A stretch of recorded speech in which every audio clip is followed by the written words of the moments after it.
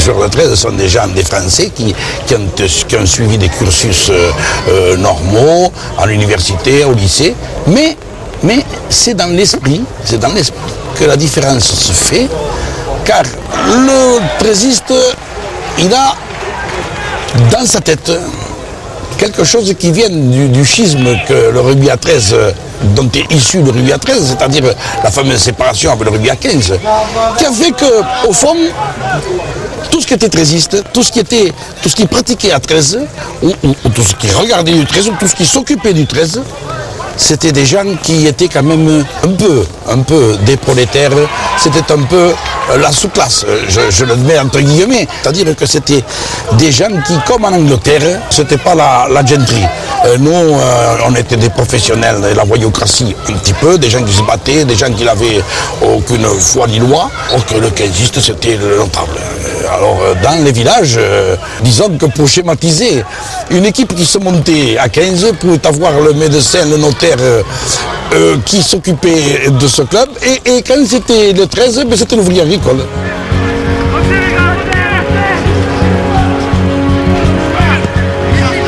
Jusqu'en 1939, le rugby à 13 continue de se développer en France. Il vit une période d'expansion foudroyante qui inquiète le 15. À la veille de la guerre, on compte plus de 300 clubs. Juin 1940, la défaite. Le gouvernement de Vichy, à peine installé, s'en prend au sport professionnel. Il le juge contraire aux valeurs d'amateurisme qu'il veut promouvoir. Et là, il y a quand même un épisode qui n'est pas très glorieux pour le sport français en général, à savoir que par un décret de Philippe Pétain de décembre 1941, le rugby à 13 a été rayé de la carte. On a saisi les biens de la Ligue française de rugby à 13, dont le siège était rue Drouot à Paris, et le 13 a disparu. Assurer l'avenir, c'est ce que veut pour tous le maréchal. Et d'abord assurer l'avenir de la race. Cela, c'est au sport, à l'éducation physique que nous le demanderons. À Vichy, accueilli par M. Carcopino, secrétaire d'État à l'éducation nationale et à la jeunesse, et par M. Jean Borotra, le chef de l'État est venu assister à la splendide démonstration de la valeur éducative des disciplines nouvelles données par le Collège national des moniteurs et d'athlètes d'Antibes. Cette journée sportive n'avait en effet d'autre but que d'apporter une illustration des principes éducatifs du commissariat général à l'éducation générale et au sport. Et c'est là l'un des témoignages les plus éloquents de cette volonté de rénovation physique qui s'est traduite pour Antibes dans cette formule, être fort pour mieux servir.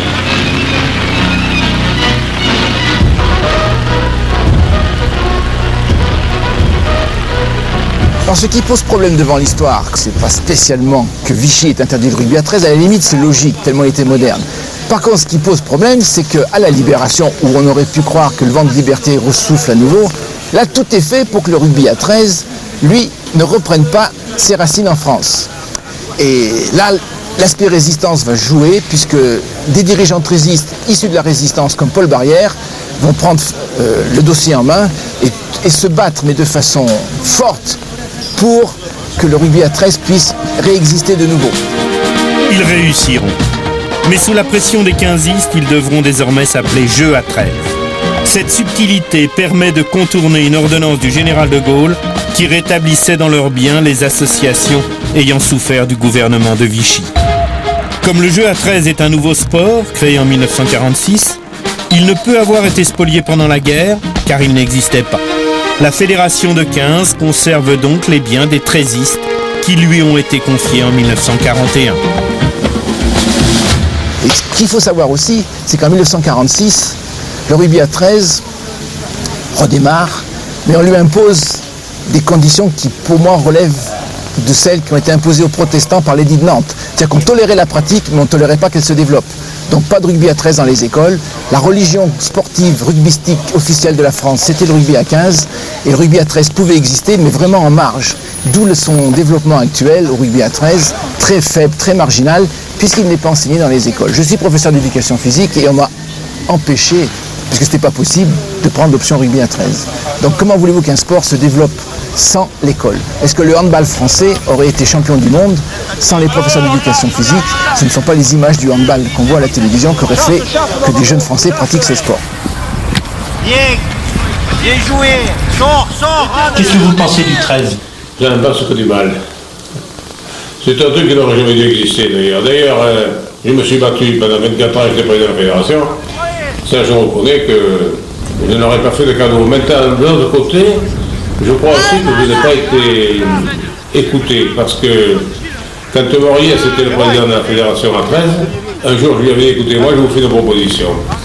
Je ne veux pas vous humilier. Ce que l'on pourrait faire, il faut faire un seul rugby. Nous pourrions faire du 13 jusqu'à 15, 16, 17 ou 18 ans. Et après, on ferait du 15. Il était d'accord, et puis je pense qu'il n'a pas été suivi. Mais enfin, c'était la solution. Et vous avez déjà joué à 13, vous? Je peux le dire, maintenant, j'ai joué un match.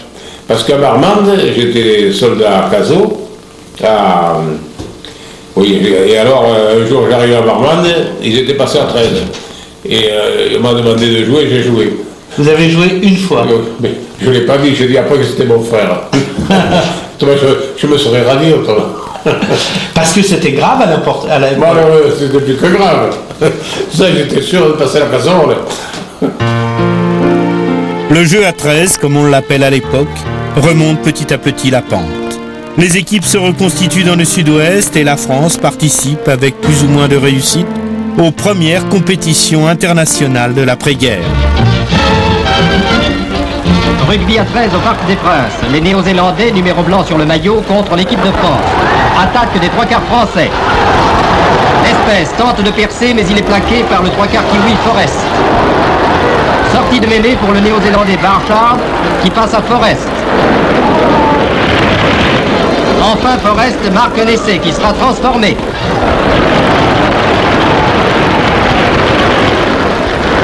Les Français réagissent par Calixte qui sert comme. Mais Forrest intercepte et contre-attaque.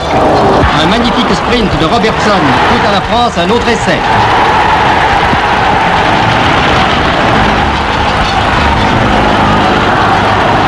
Nouvel assaut des Kiwis par Forrest, McGregor et Jordan qui augmentera le score. En une mi-temps, les Kiwis ont vaincu les Français par 11 points à 7. En 1951, un événement bouleverse l'histoire du 13. Un événement inattendu qui va redonner à ce sport la faveur du grand public. Paul Barrière, alors président de la Fédération française de jeux à 13, organise une tournée de l'équipe de France en Australie.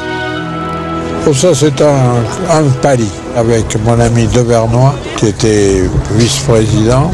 Et nous avons décidé de faire cette tournée parce qu'il y en avait ras-le-bol de voir que l'on nous considérait un peu comme des gens mineurs. Il a fallu la faire et il a fallu à ce moment-là trouver, non pas des sponsors, les sponsors n'existaient pas, mais trouver des amis dont certains s'occupaient d'autres sports que le rugby pour avancer au moins les billets d'aller. Car l'aller a duré 4 jours et demi, 5 jours. Mais on a pu vite rembourser celui qui nous avait fait l'avance. La tournée triomphale, vous la connaissez. C'était une revanche de rugby à 13, car il ne faut pas oublier que le rugby à 13 avait été dissous par le gouvernement de Vichy. Et ça, quand même, le résistant que je suis avait une petite vengeance à prendre. Et on est arrivé à Sydney, pas de problème. On a commencé l'entraînement et tout. Et tous ils mangeaient des steaks frites, et il y avait des canards, il y avait des saumons, il y avait des lièvres magnifiques, et ils ne mangeaient pas. Ils mangeaient que steaks frites. Et moi, avec les cailloux, je tuais les canards. Et on les pelait, et après on les mangeait. Les Australiens, ils rentraient dans le bar, parce que le bar, il ouvrait, mais à 9h, 1 seconde, il fermait. Alors, ils commandaient 6, 7, 8 bières. Et il y en avait 1, 2, 3, 4, 5, 6, 7, 8. Et après, ils étaient fracassés. Quand ils sortaient, ils disaient boxing, 3 matchs. Ok, boxing. Combien? 2 livres, 3 livres. Je me mettais en face, lourd, qui baissait la tête, bam, raide. Et les matchs, ils étaient solides? Ah ouais, alors, ils étaient costauds, oui. Très costauds. Mais disons que nous, on avait un rugby plus équipe. Que eux, c'était la force et tout, tandis que nous, c'était le festival de rugby, quoi. On jouait au rugby. Si on est 13 sur un terrain, c'est pour s'amuser les 13. C'est pas pour s'amuser tout seul. Alors, On avait une très belle équipe. Le public australien a été sidéré de voir cette équipe jouer ce jeu qui n'avait pas l'habitude, parce que le 13 en France jouait un jeu beaucoup plus spectaculaire, c'est-à-dire que autant les Australiens avaient ce rugby en force qui est toujours le leur aujourd'hui, de percussion et de progression à coups de boutoir, les 13 faisaient virevolter la balle avec Jean Dopp, avec Pigobert, avec Merquet, avec tant d'autres. Ils avaient vraiment une équipe exceptionnelle. Ils ont battu les Australiens au premier test, ça a été un événement. En 2 mois et demi de tournée en Australie, de Canberra à Sydney en passant par Melbourne, puis en Nouvelle-Zélande, de Auckland à Wellington, les Français remportent 20 victoires et ne concèdent que 4 défaites. Le voyage de retour dure 5 semaines, cette fois par la mer. On est arrivé en bateau à Marseille. On a débarqué, chacun une voiture Peugeot, et on défilait sur la Canebière. Les gens, ils n'en revenaient pas, parce que Marseille, c'est un pays de football quand même. Mais il y avait un monde de fous pour nous accueillir. En effet, pendant quelques heures, la Canebière fut transformée en une espèce de Broadway ou de 5e avenue un jour de retour triomphal. Défilé, papier, musique, lumière, rien n'a manqué. Il y avait même quelque chose en plus, quelque chose qui n'existe pas à Broadway. Il y avait l'accent marseillais et une puissante odeur de bouillabaisse. On avait chacun sa voiture sur la Canebière, avec le chauffeur, et on saluait tout. Et j'avais pris la casquette d'un gendarme, moi j'avais mis sur la tête. C'est un grand souvenir. Ah oui, c'est magnifique. Cette tournée marque le début des grandes années du jeu à 13. À Lyon, l'équipe de France de jeu à 13 en maillot sombre a rencontré celle de Grande-Bretagne devant une assistance qui cuisait lentement au soleil. Attaque dangereuse de McCormick, qui feinte Jiménez et Voron et s'écroule finalement en touche. Les 3 quarts britanniques déchaînés attaquent dans un style très brillant. Et sur une hésitation de la défense française, Naughton marque aisément un nouvel essai. Fort heureusement pour elle, la France possède en Pigobert un buteur remarquable, ce qui compense la supériorité des 3 quarts britanniques, dont chaque descente est dangereuse. Pigobert veut prouver qu'il sait aussi marquer des essais, et sur une passe de Rinaldi, il surprend toute la défense britannique et marque. La France gagne 28-17. Pigobert. Ce joueur d'exception est la grande révélation sportive de l'après-guerre. Près de 50 ans plus tard, son souvenir est si vivace qu'une stèle a été inaugurée en novembre 2000 à l'entrée du stade de Carcassonne où il jouait. Je dirais simplement que Aubert a profondément marqué le rugby en général. À la cigarette grillée à la mi-temps, en passant par les entraînements où il ne voulait guère courir, s'est forgé une légende aux dimensions humaines proches de nous. Fumeur invétéré, Pigobert reçut le surnom de Pipette qu'il garda toute sa vie. J'ai rencontré Pigobert d'une façon curieuse. Les dirigeants de Carcassonne sont venus me trouver la veille d'un match en me disant il faudra que vous veniez demain au match parce que nous allons faire débuter un jeune joueur et il se peut qu'il n'ait pas la licence. Je leur dis mais s'il n'a pas la licence vous l'aurez, je vous la fais faire dans la nuit. Non, mais on préférerait que vous veniez quand même. J'arrive le lendemain dans ce stade où nous sommes là. Effectivement, je vois arriver un jeune joueur et à ce moment-là, je dis à Pigobert, mais tu vas jouer à 13 ? Ah oui, je commence aujourd'hui. Très bien. À ce moment-là, le match commence. Deux gendarmes arrivent, se mettent à mes côtés et me disent, Monsieur le Président, nous allons vous procéder à votre arrestation pour rapt d'enfant. Parce que le père de Pigobert a porté plainte pour rapt d'enfant. Je vais écouter, laisser terminer le match. Le match est terminé. À la sortie, j'ai dit, alors je suis à votre disposition. Mais ils me disent, mais entre-temps, la maman de Pigobert a enlevé la plainte, donc il n'y a plus de rapt d'enfant. L'histoire est simple, banale, et c'est devenu mon ami pour toute sa vie, pour toute la mienne. Alors il y a Grescard, Mazo, qui est le père de Mazo, qui se trouve des Rivaquins, Pigobert, Guillet, moi, Larry. Comment il était, Pégobert? Formidable. Les coups de pied terribles. À ce moment-là, c'était des ballons en cuir. Et lui, des 50 mètres, il faisait des buts. Tandis que maintenant, les ballons, ils sont plus légers et moins lourds. Tandis qu'avant, les ballons en cuir, c'était dur pour faire des coups de buts de 50 mètres. Comalière était sensationnel. Un changement de pied terrible. Quand il s'intercalait dans la ligne de 3/4, ça y est, il perçait de lui-même. Et aussitôt, un avant ou deux arrivait, hop, il en faisait la passe, c'était laissé. Ah, ce diable de Pipette, oui, il était bon.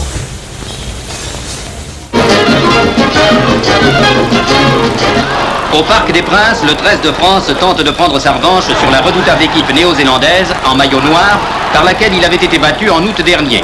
À la puissance des Kiwis, les Coqs vont opposer une finesse de jeu qui aura souvent raison des plus rudes assauts. Durant 2 décennies, les tournées internationales se succèdent. La France fait souvent jeu égal et bat même les meilleures équipes du monde. France bat Nouvelle-Zélande par 8-3. À cette époque, le statut des joueurs est ambigu. Officiellement, ils sont professionnels du rugby, mais en réalité, la plupart sont obligés de travailler pour vivre. Le président nous laissait le mercredi après-midi pour l'entraînement et le dimanche pour jouer. Mais on travaillait sur les quais, à Marseille, au sucre, les sacs de sucre, de 80 kilos et en avant. Et vous étiez quand même payé pour jouer? Pas grand-chose. Vous n'auriez pas mangé beaucoup avec ça. On avait des petites primes qu'on gagnait, mais pas... C'est pas l'époque de maintenant, hein. Non. Et on aimait le sport. Oui. C'est pas l'argent qui nous intéressait, c'était le sport.